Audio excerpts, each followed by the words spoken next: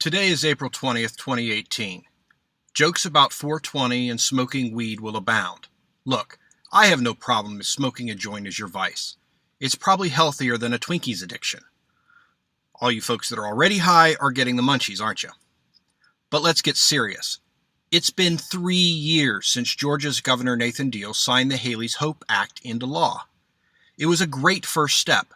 Alan Peake and his gang of rebels in the Georgia House are to be commended for throwing down the gauntlet and bringing awareness to the issue of hurting Georgians.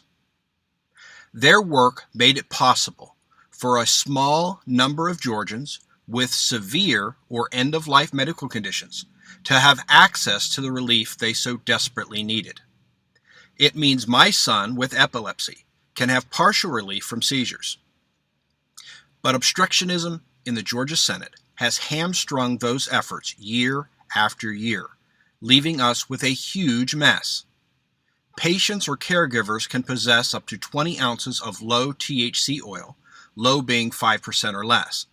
But we can't grow it, we can't buy it, and it remains a violation of federal law to transport it across state lines. Seriously? The card issued by the Georgia Department of Public Health to over 3,500 qualified and registered patients does what then? It forces law-abiding parents to become smugglers if they want to help their children. That is a huge decision for a parent to be forced to make. Do I help my child and risk losing everything because of a federal drug conviction? Lose my house, my job, my freedom because I'm in prison? For my part this year, if you are a Georgia state senator who worked as an obstructionist or voted against medical cannabis laws, I'm actively donating to your opponents, even if I don't live in your district.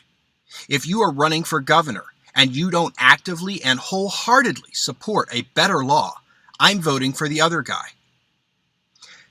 If you are a church leader that has hidden behind the skirts of your convention to derail good and compassionate laws to help hurting Georgians, we need to talk about your interpretation of Scripture. On the other hand, if you are a regular old Georgian like me that loves your neighbor, that wants to see hurting Georgians helped, then join us in the fight. Get informed. Get active. It's 2018, people. It's time to change the damn law.